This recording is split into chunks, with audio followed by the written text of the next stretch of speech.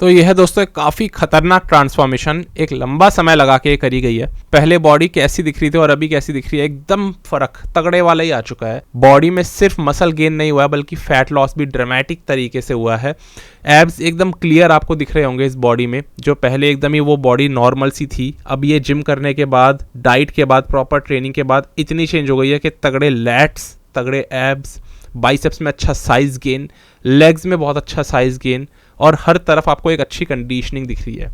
तो ये athlete natural है या एनहेंस्ड, ये मैं आपसे पूछना चाहता हूँ। बाकी दोस्तों हमारे रिजल्ट्स हमेशा इस तरीके से निकल के आते हैं कई एथलीट्स के लिए, बट हर एक इंसान अलग अलग होता है, ये भी मैं हमेशा कहता हूँ। चीज़ों को इस तरीके से डिज़ाइन करा जाता है कि आपकी ज़्यादा से ज़्यादा मदद कर पाएँ। फिलहाल अगर आपको हमसे नेचुरल कोचिंग लेनी हो तो उसका प्राइस है 5500 रुपीज़ 3 महीने के लिए, पर इंस्टॉलमेंट्स भी अवेलेबल है, पर उसमें कोचिंग महंगी हो जाती है। तो पहले महीने 3000 और दूसरे महीने 3, यानी कि टोटल 6000 रुपये की कोचिंग आपको पड़ेगी। अगर आप इंटरेस्टेड हो तो हमें कॉन्टैक्ट कर सकते हो।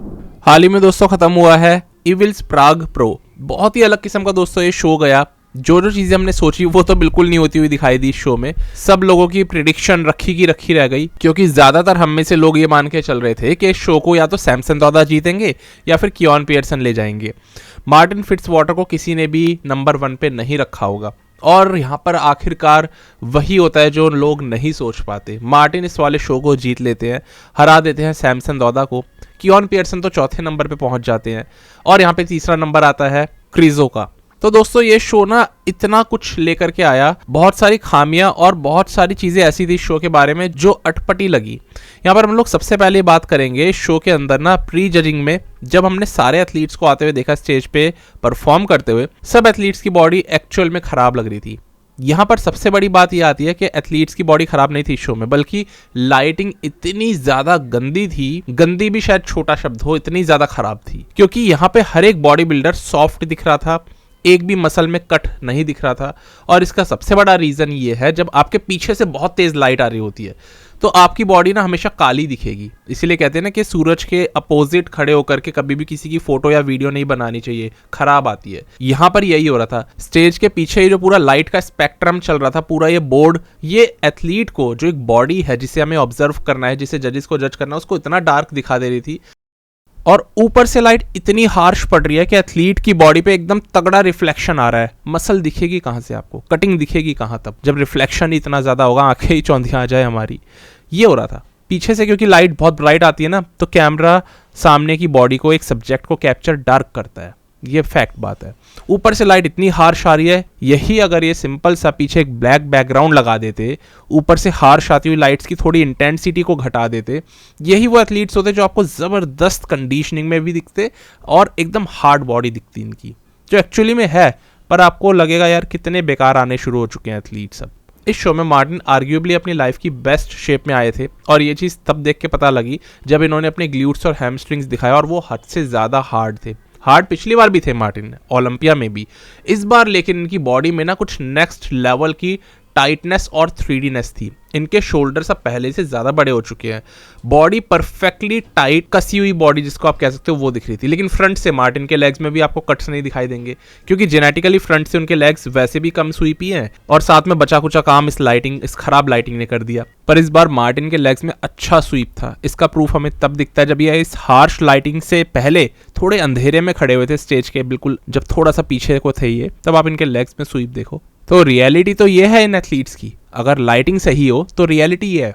इस शो में दोस्तों सबसे बड़ी दिक्कत ये दिखाई दी जब सैमसन दौदा चल के आए ना, तो वो बहुत अच्छी शेप में लग रहे थे। इनिशियली बॉडी में कट्स तगड़े और सेपरेशन अच्छा, पर सैमसन के साथ वही होता है जो हमेशा से होते आ रहा है पिछले 2 साल से, और वो ये कि स्टार्टिंग में तो बढ़िया लगते हैं पर फिर उनके पसीने छूट जाते हैं। शो में भी यही हुआ, इनके पसीने छूट गए और फाइनल्स में तो हालत इतनी बदतर हो गई कि सैमसन जो प्री जजिंग के अंदर सेंटर में खड़े हुए थे ना, फाइनल्स आते आते हार ही गए, क्योंकि बॉडी इतनी सॉफ्ट हो गई, पसीना निकल के मसल्स में सेपरेशन गायब हो गया एंड कंडीशनिंग खराब। ऐसे में एंड होता है सैमसन दौदा के इस शो में 2nd नंबर पर आकर के उनका। और कियोन ने तो क्लियरली इस शो के अंदर अपनी पीक मिस करी थी, वो तो एकदम साफ साफ दिख रहा था। आज तक के वर्स्ट कियोन ये होंगे 2021 के बाद। तो कभी कभी ऐसा भी होता है, एथलीट्स अपनी पीक मिस कर देते हैं। शॉन क्लैरिडा के साथ में भी तो यही हुआ था लास्ट शो में। इस बार कियोन ने अपनी पीक मिस करी और सीधा 4th नंबर पे चले गए। मैं ये देख पा रहा था दोस्तों शो में सिर्फ सैमसन के पसीने नहीं छूटे, बल्कि कियोन के भी बहुत ज़्यादा पसीने छूट गए। और इसके अंदर मार्टिन फिट्जवाटर जैसा ड्राई एथलीट भी शो खत्म होते होते काफ़ी पसीनों में परेशान अपने आप ही होने लग गए और आसपास में थोड़ा सा अपनी टैनिंग को इक्वली सेट करते हुए वो अपने हाथ से पसीनों को थोड़ा सा कम करने की कोशिश कर रहे थे। साथ ही साथ एक और बहुत ही ड्राई और हार्ड एथलीट क्रिजो, माइकल क्रिजो को भी हमने देखा कि शो में एकदम खराब लाइटिंग के चलते उनकी बॉडी में कुछ नहीं दिखाई दे रहा था और उनके भी पसीने छूट गए। अब ऐसा नहीं हो सकता कि चारों एथलीट्स को एक साथ इतनी ज़्यादा तकलीफ होने लग जाए, तो एथलीट्स की गलती थी। यहाँ पर अगर हालात ऐसे हैं तो मैं ये एज्यूम करके चल सकता हूँ क्लियरली कि इस शो में इस पर्टिकुलर ऑडिटोरियम के अंदर बहुत ज़्यादा गर्म टेम्परेचर रहा होगा, जिसके चलते एथलीट्स पोज करते चले गए, पसीने आते चले गए और बॉडी और ज़्यादा सॉफ्ट हो गई। सफोकेशन जब ज़्यादा होता है तो ऐसा होने लगता है। और सबसे ज़्यादा ऑकवर्ड चीज़ ये लग रही थी जब एथलीट चल के आ रहा है स्टेज पे, तो पीछे वो बैकग्राउंड से लोग आ जा रहे हैं, कैमरामैन आ जा रहे हैं फोटो वीडियो बनाने के लिए। यार एक एथलीट अपना पोजिंग कर रहा है, वो स्टेज उस वक्त उसका है, उसको अकेले दिखना चाहिए वहां पे उस फ्रेम में आकर के। और लोग भी अपनी वीडियो बना रहे हैं, कोई आईफोन लेकर आ गया, कोई कैमरा लेकर आ गया DSLR, तो तुम भी आई जाओ यार, साथ में पोजिंग ही कर लो उसके आकर के, बिल्कुल मेन स्टेज पे आके खड़े हो जाओ तो और अच्छी तस्वीरें आ जाएंगी। ये बहुत मॉरली रॉन्ग लगता है देखना। ये अपने इंडियन शोज में चलता है, समझ में आता है, बट बाहर के कुछ स्टैंडर्ड्स होते हैं। एथलीट अगर उस वक्त एक फ्रेम में है जहां वो पोजिंग कर रहा है तो वो उसकी स्टेज है, उसको अकेले पोजिंग करने दो। ये लोग तो ऐसे हो रहे थे बिल्कुल जैसे अब सेल्फी लेने को तैयार हो जाएंगे। अब आर्नोल्ड भी ऐसा करते हैं, लेकिन वो स्टेज के नीचे खड़े होके, और वो जब करते हैं ना तो एथलीट खुद दिलचस्पी लेता है उनके साथ एक सेल्फी वाली वीडियो में आने के लिए, और वो सभी को देखने में अच्छा लगता है। ये तो डिस्टर्बिंग लग रहा है, और एथलीट को तो कम डिस्टर्बिंग शायद लगे, देखने वालों को ज्यादा लग रहा है। और बैक स्टेज भी इस इविल स्पार्क प्रो का अरेंजमेंट बहुत ही एवरेज लग रहा था। एक वो प्रीमियमनेस होनी चाहिए। ये तो देखो कि खुद यहाँ मिस्टर ओलंपियाज खेलने आ रहे हैं। ये तो ऐसा लग रहा है देखने में कि इंडिया में जो लोकल शोज होते हैं ना, ऑडिटोरियम बुक कर लिया स्कूल का और वहां पे शो करवा दिया। मैं तो इस दरी को देख रहा था और इसमें सलवटें आ रही थी। ये देखने में बहुत ही अनप्रोफेशनल लगता है। इस तरीके से शोज नहीं होते हैं। ऐसा लग रहा था मानो प्रमोटर ने सारा पैसा इन एथलीट्स को बुलाने में ही खर्च कर दिया और इसलिए शो पे लगाने के लिए बचा ही नहीं था। देखो कुछ भी नहीं दिखेगा आपको, इतना खाली एकदम छोटे ग्रेड का शो। और ये देखो मोबाइल पकड़ के शूट करने में लगे हैं, जिसकी जो मर्जी है वो उस एंगल से कहीं से भी शूट कर ले रहा है। इस शो के अंदर एक कमी देखी गई कि कियोन का गट क्लियरली विजिबल था और कुछ ज्यादा ही प्रोट्रूड कर रहा था। अब ये गट काफी ज्यादा अनोइंग लगने लग गया है, क्योंकि ना कियोन इस चीज को कंट्रोल करते हैं हर एक पोज के दौरान, लेकिन जब ये मोस्ट मस्कुलर मारने को होते हैं तब ये गट एकदम बाहर आ जाता है और कियोन काफी ज्यादा खराब दिखते हैं। फिर इसके अंदर अभी सबसे बड़ा जो सवाल उठाया जा रहा है वो उठाया जा रहा है स्टीव वाइनबर्गर के इस आखिरी मूव के ऊपर।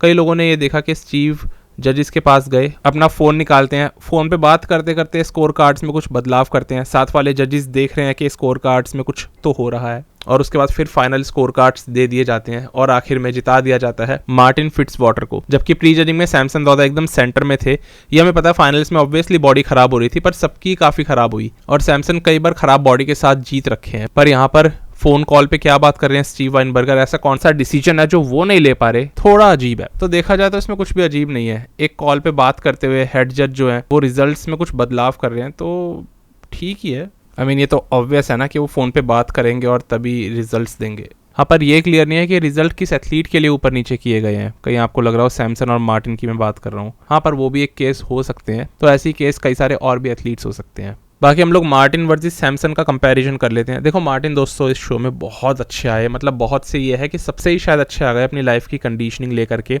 हालांकि वो आपको इस वीडियो में बिल्कुल नहीं दिख रही होगी और वो मैंने आपको बता दिया कि क्यों। बट मार्टिन के लेग्स में स्वीप्स बहुत तगड़े थे, बाइसेप्स इनके अच्छे होते जा रहे हैं धीरे धीरे करके, वैक्यूम पुल कर रहे हैं, और मुझे ऐसा लग रहा था कि लैट्स भी ज़्यादा फ्लो में आ रहे हैं, और इतने में पीछे से एथलीट्स दो चल के जा रहे हैं। इसके बाद फ्रंट लैट स्प्रेड मार्टिन अपने बहुत ज़्यादा थिक पैक्स दिखा रहे हैं और शोल्डर्स में भी फाइबर्स दिख रहे हैं, यानी ये एथलीट सच में ग्रेनीनेस लेकर आना शुरू कर चुका है अपनी बॉडी में। साइड चेस्ट मार्टिन का बहुत एक्सप्लोजिव पोज हो गया है, क्योंकि चेस्ट में तो फाइबर्स हैं ही, शोल्डर्स भी बहुत बड़े हैं, साइड क्वाड्स में भी अच्छे कट्स आते हैं और ग्लूट्स भी बिल्कुल सेपरेटेड दिखते हैं। वहीं सैमसन का भी ये पोज एकदम वीक होने लग गया है, क्योंकि सैमसन लगातार पोजिंग करते करते एकदम ही सॉफ्ट पड़ने लग गए थे। बैक डबल मार्टिन का फिलहीज जैसा कई लोग कहते हैं, क्योंकि बैक काफ़ी ज़्यादा 3D है। ग्लूट्स एंड हैमस्ट्रिंग्स मार्टिन के इतने अलग लेवल पे सैमसन उनको मैच ही नहीं कर सकते। बैक लेट स्प्रेड में मार्टिन और सैमसन की बैक आपको ऑलमोस्ट सेम साइज की दिखेगी। सैमसन बहुत स्क्वीज्ड आउट होने के कारण छोटे लेट्स दिखा पा रहे हैं, वैसे भी सैमसन के लेट्स में कभी साइज ज़्यादा दिखता नहीं है।